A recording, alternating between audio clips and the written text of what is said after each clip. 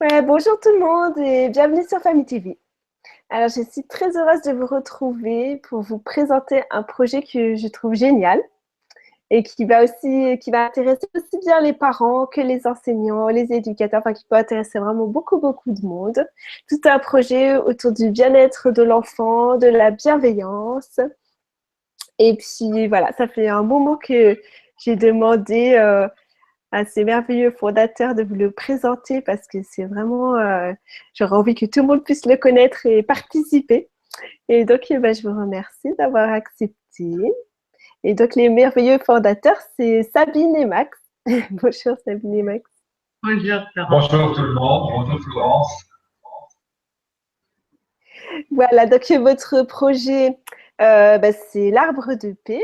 Est-ce que, en quelques mots, déjà, vous pouvez nous dire quelle est l'idée à la base qui a amené ce projet? Donc voilà, ce programme est innovant dans le sens où il aide tant dans l'immédiat qu'il a une fonction de prévention des conflits. Et donc, c'est en ça qu'on souhaitait vraiment apporter des outils qui donnent de l'aide immédiate, qui sont efficaces immédiatement, qui peuvent aider tant les enseignants dans leur pratique au quotidien pour être des générateurs de paix, que les parents, mais et surtout aussi les enfants et les jeunes, parce que ce qu'ils vivent aujourd'hui est vraiment difficile. De plus en plus d'enfants sont déracinés de chez eux, soit de parents séparés, soit des enfants immigrés, soit des enfants qui ont dû quitter leur pays. Et donc aujourd'hui, il y a vraiment une onde de stress très importante partout. Les parents sont très inquiets pour leur futur. On voit bien les défis auxquels ils doivent faire face, que ce soit économique, social, environnementaux. Et donc, voilà, c'est de pouvoir aussi leur offrir des outils à vie pour qu'ils puissent avoir confiance en eux, avoir des repères solides et surtout se faire confiance parce qu'on sait que 80, voire entre 60 et 80% de leur métier n'existe pas encore. Donc, ils vont devoir les inventer, leur métier, donc avoir énormément et savoir écouter leur intuition. Dans cette dynamique, ce qui nous porte vraiment ensemble, c'est vraiment cette coopération naturelle, puisqu'on aide donc à travers ces outils-là. Ce sont des outils qui aident l'être humain à se reconnecter à sa vraie nature. Et notre vraie nature, c'est démontré, on est paisible, on est en harmonie, on est aimant, on est généreux, on est créatif, on coopère. C'est notre nature. Et puis, voilà, c'est à ça que nous avons travaillé avec des personnes formidables partout qui vraiment nous accompagnent, nous aident, testent, apportent des choses. Et il y a une créativité magnifique qui s'installe autour de ce programme. Voilà. Tu voulais rajouter quelque chose? Bon, très très bien. L'origine. Ouais, c'est un super beau programme. Puis ça se voit hein, quand on vous regarde, tout ce dont tu parlais. Euh, Est-ce que vous pouvez lui donner un peu des exemples de ce qui a été fait déjà? Parce que je sais qu'il y a des arbres qui ont été inaugurés dans des villes, dans des écoles. Tu parles de différents pays, voilà, tu peux nous les citer. Alors, donc, pour citer les pays, ils se retrouvent sur la map monde, hein, puisque donc, ce qui est merveilleux, c'est que les arbres sont tous connectés entre eux. La science évolue énormément ces dernières années autour de la connaissance sur les arbres et comment ils communiquent entre eux, comment ils s'entraident, comment ils sont dans cette bienveillance. Et donc, nous avons créé une map monde des écoles actives pour la paix et qui se connectent entre eux. Donc il y a la France, il y a la Belgique, il y a l'île de la Réunion, la France aussi. Là, ils ont inauguré l'arbre de paix donc aussi dans leur école.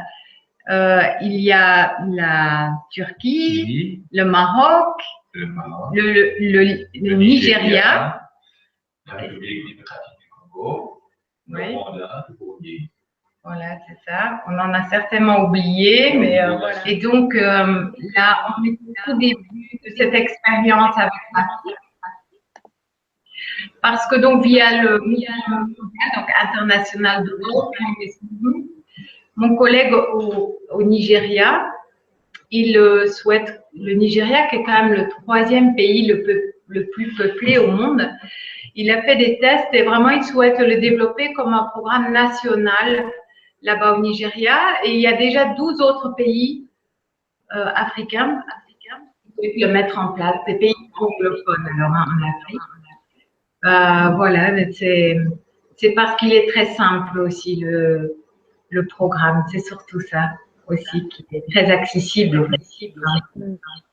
C'est formidable. Il y a des écoles qui vont participer aussi aux opérations des boîtes pour la paix, on en parlera tout à l'heure. Et donc, c'est leur manière à eux de rentrer dans le programme en tant qu'école active pour la paix.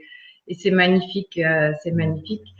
Il y a des écoles qui ont inauguré plusieurs arbres de paix, qui ont créé tout un potager collectif autour de leur arbre de paix. Donc, ça devient des projets, c'est ça l'objectif, hein, que ça devienne des projets donc proches de la terre, de la nature, et de retrouver ce lien aussi, de faire des choses ensemble avec les parents, avec les enseignants, les chefs d'établissement, les élèves, et voilà, de se retrouver et de coopérer ensemble pour le mieux-être des autres, pour le mieux-être de l'environnement, à inventer des solutions par le partage, par l'entraide. Et il y a des initiatives extraordinaires qui sont inventées partout. Et on sent que c'est l'ouverture vers une créativité humaine extraordinaire, le retour, le lien avec la nature. Et les arbres, qui est donc la première clé, puisque le programme est basé sur 5 clés, 5 facteurs clés, qui, lorsque nous les pratiquons très, très régulièrement, nous aident à chaque fois, on nous propose donc à revenir dans cet espace de paix en nous, et cet espace où on est en équilibre, parce que la nature a tout prévu dans très grande sagesse, pour que nous puissions revenir dans un état d'équilibre où en fait tous les systèmes physiologiques sont en harmonie, et à ce moment-là on est en paix. Et ça s'apprend. Donc c'est ça qui est merveilleux, c'est qu'on a tous cette capacité-là, cette physiologie-là, et donc on a tous la possibilité de l'apprendre et de se reconnecter avec cet espace et cet état que nous avons en chacun de nous. Et ça donne beaucoup d'espoir que la paix est possible. Voilà, donc c'est scientifiquement. Donc on a vu les champs des possibles. Il y a donc une maison de retraite aussi qui a inauguré un arbre de paix. Il y a donc une haute école. Il y a une ville qui a inauguré un arbre de paix. Il y a des personnes qui l'ont demandé pour des centres spécialisés, donc avec des enfants en situation de handicap.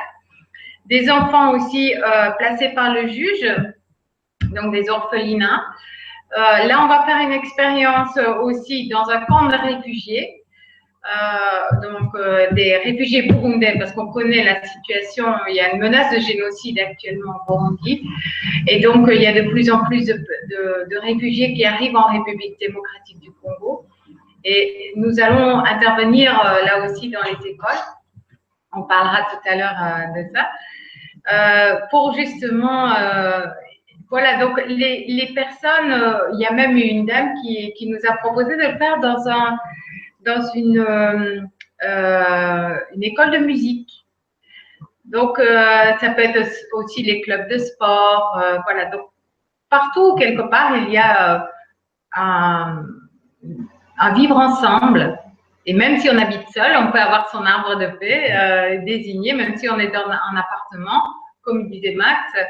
Voilà, c'est de trouver un arbre ou des arbres qui nous plaisent beaucoup et de les désigner comme étant nos arbres de paix auxquels on va pouvoir se ressourcer, près desquels on va pouvoir se ressourcer pour retrouver cet état d'équilibre bien enraciné, voilà, entre ciel et terre, comme les arbres, et de pouvoir avancer tranquillement dans cette force tranquille et paisible qui nous apporte les arbres. il y a plein d'autres vertus qui nous apportent aussi. Mais c'est aussi une dynamique d'abondance incroyable, les arbres, se reconnecter aux arbres dans une dynamique mondiale où on est quand même focalisé sur la pénurie, la frustration, on manque toujours de quelque chose, tout le temps dans cette frustration, il faut faire plus, il faut avoir plus.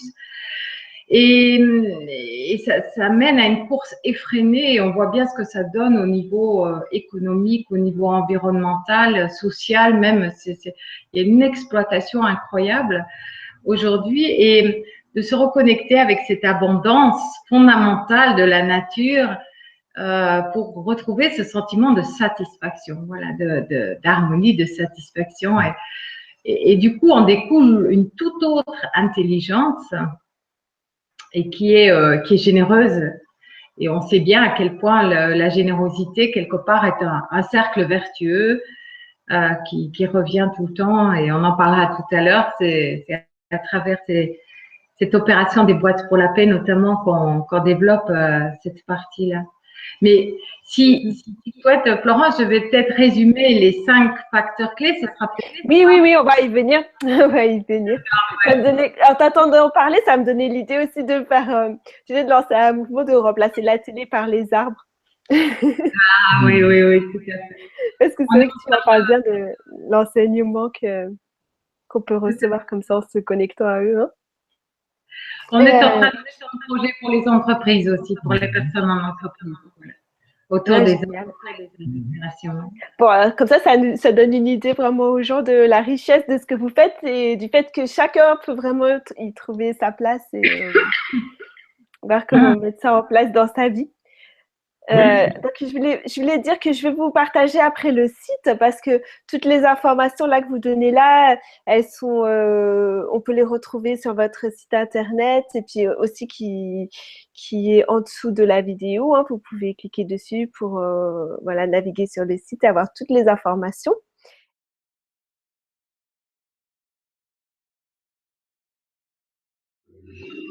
En fait, je fais partie d'un mouvement mondial de la bienveillance qui s'appelle The World Kindness.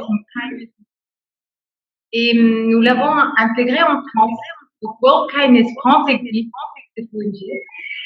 Et nous avons eu évidemment les attentats le 13 novembre. C'est la journée mondiale de la gentillesse. Et ce qui a fait qu'on a été amené à vraiment se poser cette question et de vraiment davantage encore enrichir le travail de recherche pour proposer des solutions par rapport à la paix, par rapport à la bienveillance qui sont indispensables aujourd'hui. On voit ce qu'on résulte dans nos vies au quotidien, le mal-être que ça crée partout dans nos sociétés. Et donc, c'est à ce moment-là que j'ai contacté Max, qui travaille donc lui sur les jeux exercices de respiration en micro-pause, que je trouvais vraiment pertinent, parce que moi, donc, je travaille en entreprise notamment aussi, au niveau de l'état de cohérence cardiaque, où on utilise aussi la respiration en pleine conscience au niveau du cœur plusieurs fois par jour. Et donc, suite à ça, le 14 novembre, donc le lendemain des attentats, ici sur Avignon, il y a eu le premier arbre de paix qui a été inauguré avec la mairie et les habitants. Et donc, cette ONG donc Humanité en Paix nous a contactés. Et suite à ça, donc, qu'on a commencé à travailler autour des arbres de paix et comment est-ce qu'on pouvait arriver à pratiquer et à cultiver cette paix au quotidien. C'est ça qui, quelque part, nous a mobilisés et portés par la force des enfants, portés par la force des arbres. Et voilà, donc le programme a émergé, un programme scientifique tous les deux, pour pouvoir proposer, le tester dans 9 pays, donc dans les écoles de 9 pays.